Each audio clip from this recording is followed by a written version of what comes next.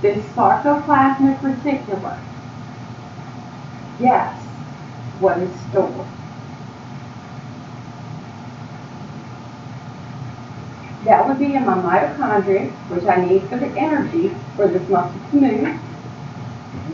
Think about my ions. Sodium, potassium. Calcium is stored in my sarcoplasmic reticulum. For the muscle contraction to even begin, I'm going to be dependent on the calcium. Why are calcium levels clinically significant?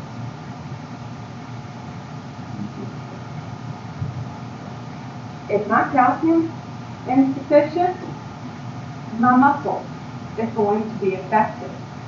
Not just skeletal muscle, smooth and cardiac also.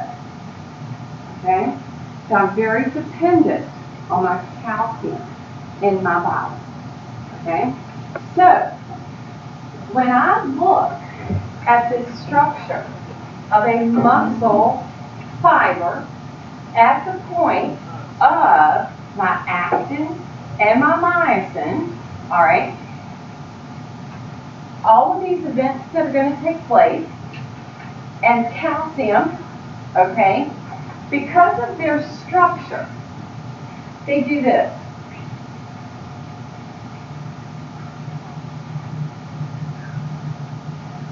Contraction, relaxation.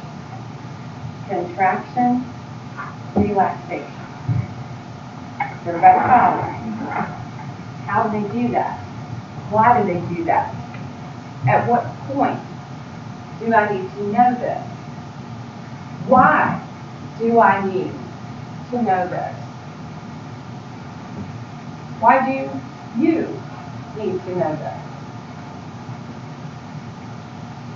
I know it. Why do y'all need to know it?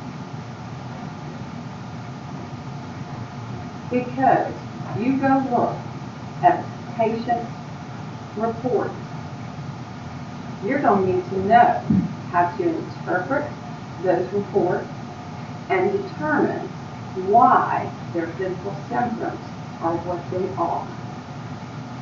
And that's not just the job of doctors. Okay? You might be thinking, wait a minute, it is the doctor's job to look at those reports. No, yes it is, but it's not only his job. Why do I need for you, who might be becoming a nurse, okay, might be going into physical therapy, whatever, respiratory therapy, whatever the case might be, why do I need you to understand this? It's a standard for care of a patient. And sometimes the physician may miss something that you may catch. The reason a lot of patients are alive is because it is the nurse who spends the most time with them. The doctor comes in for maybe 10 minutes. The remaining 23 hours and 50 minutes out of the day, it is the job of the caretakers. I need you to understand it at the level I'm going to teach it to you. Now, this actin and myosin. Myosin is going to be the larger filament. Actin is the one that looks like the globes in a double helix. Now, if I take a spot of this actin, and if I blow this up so that I can get a better view, there's a couple of things to note about this filament, okay? It is a double helix of these globes, okay, which are my actin. The globes have what looks like these little dents in them. They're trying to represent them with the yellow, okay? And then it looks like I've got a string running around my helix, which is going to be my tropomyosin. And then it looks like at every bend of the helix, I've got 3 molecules, which is going to be my troponin. It's called the tropomyosin-troponin complex. Okay. Now I know what it is. When you have a heart attack, the heart muscle releases troponin. And that's what they test for these cardiac enzymes. And if they're elevated, you have a heart attack. Now,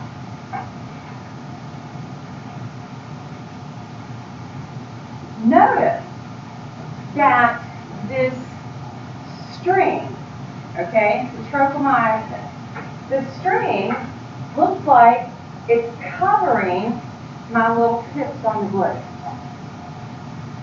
All right, so everybody following me? Okay. Over here, my myosin looks like 2-headed golf clubs. All right. So you got all these golf clubs laying, and it's, rather than 1 head, it's got 2. All right. So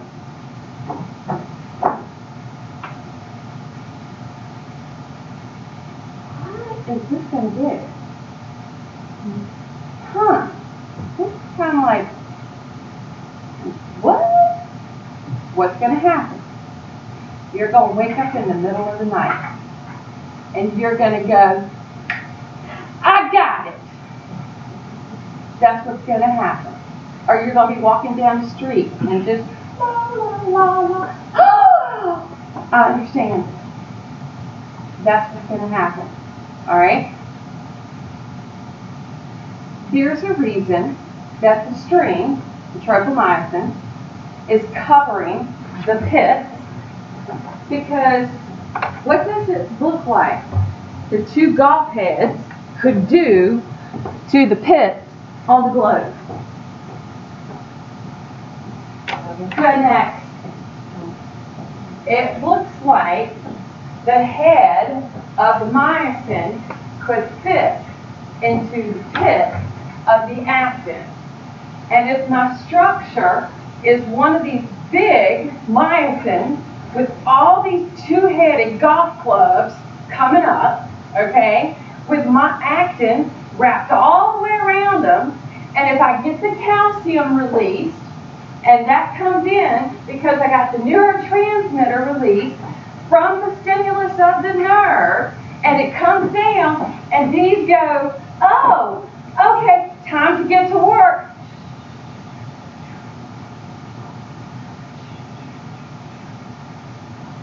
What did your muscle just do? It contracted. Now, if that's how it's going to work, all right? I got my tropomyosin, my troponin. I got a complex. I've got my little actin filaments. I've got my myosin filaments. I've got the ability for them to connect together. And when it does, I'm going to be dependent on calcium, which is going to have to come from the sarcoplasmic reticulum, all right? And if that gets released, it has the ability to move outside of it, and it's going to come into contact with my troponin on the tropomyosin, which is the rope. And if the rope is covering my pit, okay, and it makes it twist, those little pits are now available. And if I have ATP, that myosin head can move up fit into that pit, pull it forward, release, move back up to the next pit, pull, release, move up to the next pit, and each time it's going to the next pit. What is it doing to the actin? Pulling it towards the middle. And if it can pull that actin towards the middle of that point, okay, we have now had muscle contraction. So if too much calcium makes you contract a lot. Actually, too much calcium makes them lax. Not enough calcium makes them tremors and spasms and so forth. It's the exact opposite of what you would think it would be. Now remember, that means the heart muscle also. Smooth muscle, well, I can't just smooth muscle, so I have to go to smooth muscle too. Alright? Now, ATP. Our idea of ATP at this point in time, okay? Our idea of it is energy. We have cellular respiration that will occur in the mitochondria.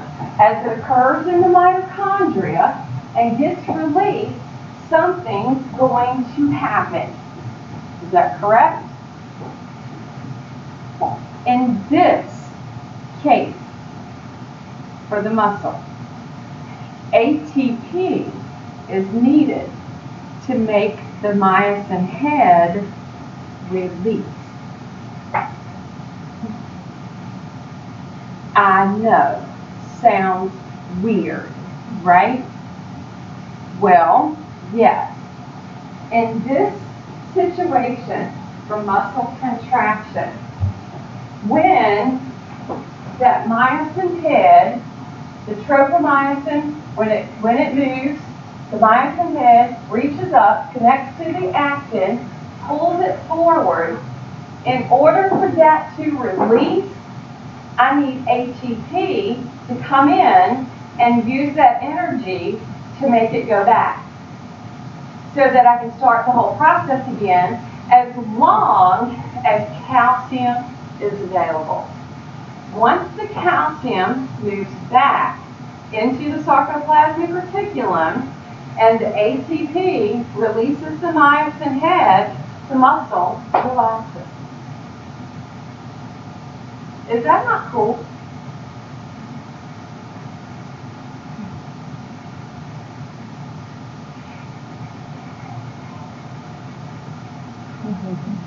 Yes, that is extremely cool, okay? So, the structure where we find the actin and the myosin. This is the reason we have the striations. Do you see how we've got like the dark light, dark light, dark light? Okay? Groupings of them together are making up what's called a sarcomere. So the entire length of this muscle would simply be sarcomere to sarcomere to sarcomere to sarcomere to sarcomere. Because in every single sarcomere, we're going to have that one grouping of the actin and the myosin that are hopefully going to do this number for muscle contraction. All right? So, they got invented in lab, all right? And they decided to give this banding, all right, this sarcomere, this striation, they decided to give it some parts. All right? I'm not asking you to know all the parts. I do want you to understand that directly in the middle, we have what's called the M line.